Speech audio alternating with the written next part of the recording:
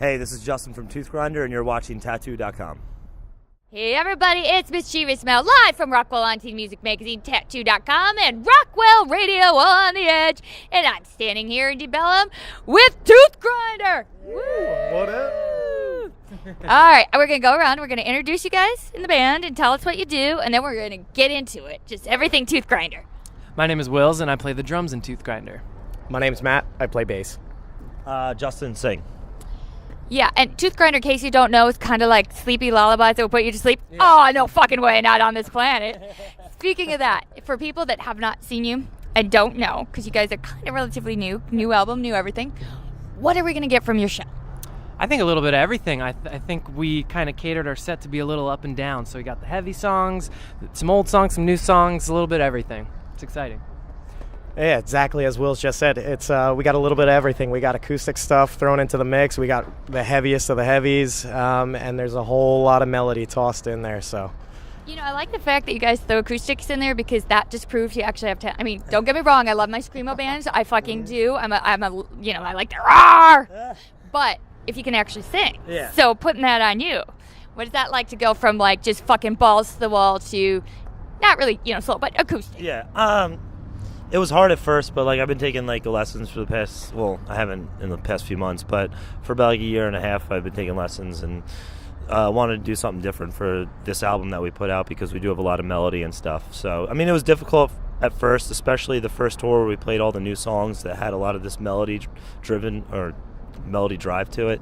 But now it's like it's fun. It's just a lot of fun, and I can kind of slip in and out with ease. So it's cool. Now, you mentioned this new album, so tell us about the new album. New album. It's called Phantom of More. It has a little bit of taste of our first album, Nocturnal Masquerade, but I think there's a lot more melody, a lot more soul, and a lot more heart in it than our previous album. Yeah. And I like the cover, but the elephant with the horns. What is that all about? How'd you come up with that concept? Well, it was just kind of something that Will's put together one day. We had like an old design of it from I think like 2012, and I named it Jubilee because it was just this concept that was thrown around even back then when we were writing songs, and it kind of just stuck with it. We liked kind of the branding aspect of it, and we also enjoyed the artwork itself. And I've always liked bands that kind of had a theme and stuck with it throughout their career, and it just seems to fit. And it's not like it's the same thing every time, like the Rolling Stones tongue. It's more like we can meld it and, you know, make it whatever we want for whatever we're doing. So it's you, but you can morph it. Exactly. Beautiful. All right, guys. You guys are like everywhere right now. So you want to tell us about some places that you are? Yeah. So this is a full U.S. tour, which is kind of exciting. So we're going to be going a little bit of everywhere. California for a couple days. Texas, obviously, for a couple days. We were in Florida, Seattle, Portland. Where else? Kentucky, Nebraska. Yeah, we're kind of on this run because it's kind of smaller cap venues.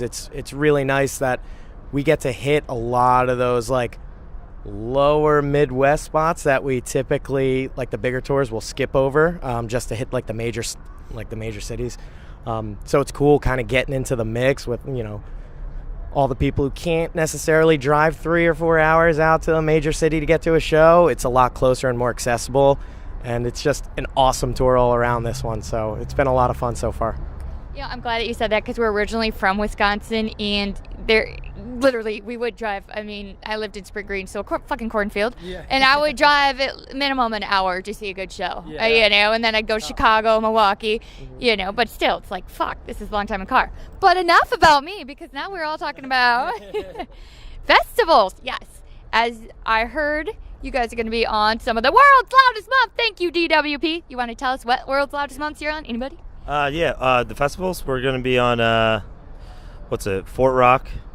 Going to do Rock on the Range, Welcome to Rockville, and Carolina Rebellion. Sweet. And stay tuned because there may be more. We don't know. Just saying. See how I keep secrets there? Yeah. Ink, anybody? We all got ink. Yes. So, who wants to be first? I'll go first. All right. Well, it's really not. It's really not that interesting. But I've always kind of had an affinity for Japanese tattoos for a long time, for no other reason than just they looked cool when I was young. And I decided I wanted to get one, I don't know, I think I was around 21 when I first started it, and it's still not finished. I have a Hanya piece. I guess I'll show the camera. I have a Hanya piece up here that still needs to be filled in. But there's no real rhyme or reason behind it besides that I like the artwork. I guess you could make the color of the dragon. It's kind of like represents my personality as far as like Japanese mythology is concerned. But it was done by a guy named Patrick Dean at a place called Neptune Tattooville, and he's been a good friend of Will's and Will's mom for a while. So I went there because I trusted their opinion, and that's really it. So what made you pick color? Just color in general. Yes. Oh, I just thought with my fair skin and like blonde hair, I just like I thought the color worked better. And it makes your eyes pop. It matches your eyes. I'm exactly. Just saying. Exactly. You got beautiful eyes. I'm sorry. Are they real or are they contacts? I do wear contacts. Okay, so yeah. All right. I was gonna say I don't think anybody was born with those, but all right, Sarah, show us what you got. It's kind of like mixed match. I don't have a full-on sleeve. Everything is just moved in pieces.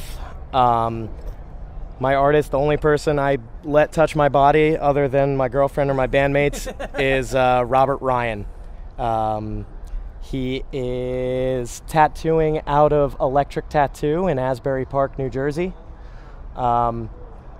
He's a good friend of mine as well. And much kind of like Justin, there really isn't meaning behind my tattoos. I've just always respected Rob's work. And he's been tattooing me since I was 18. It's all original. It's great working with him because I can essentially give him the small seed of a concept and be like, hey, I'm thinking this. And I can come back a week later for the appointment, and he goes above and beyond any expectations I could ever imagine. So I love those guys, Pat and Rob. Love all you guys there. And like I said, I have a weird, when I was 18, got my side done. It's clearly not finished. And then moved on. I stuck to chest stuff. This is actually the only non-original piece. This is a Dan Higgs flash that Rob did. And then everything on my arm. And it's funny, I actually have a few gift certificates from family and friends to get my ass back in there, and it's just, we have a busy schedule, as you guys know, so maybe early summer after the festival season I can get in back to Electric and get some more work done. I was gonna ask when you're going back, because you can never just have. I feel like I got it finished as well, and it's those are beautiful.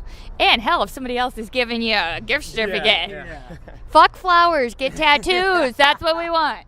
All right, so I have one on my side right here, and it was also done by Patrick Dean of Neptune Tattooville, and he also just opened a new little art spot called Trident Arts in Long Branch, New Jersey, where we're very close to. And so this is my only one, but it's kind of special to me because my uncle also has the exact same one, except his isn't colored in. When are you going to get that colored in, dog? Which is kind of funny because this was super painful, as everyone tells me, like, oh, your side, this and that, and they were not joking. So I don't know, it was cool. I like it. The only reason I don't have another is because I feel like everything in life just comes up with bills and this and that, and to me, tattoos are very special. So this was to just remember a point in time in my life, and there's been a lot of things in my life that I probably should start remembering, but they'll all get there. I'm in no hurry, When you get my age, you have to write it down, so I might as well use my fucking skin, because at this point I set my keys down in the kitchen and can't find them when I'm standing on them. It's not washing off, so yeah. Exactly. I want to say thank you to everybody in Tooth Grinder. We can't wait to see you hit the stage, and we will see you on the road at the festivals. Absolutely. Yeah! Thank you, DWP. Thank you, festivals, and thank you for tuning in. Woo! Nice. And thank you, Tooth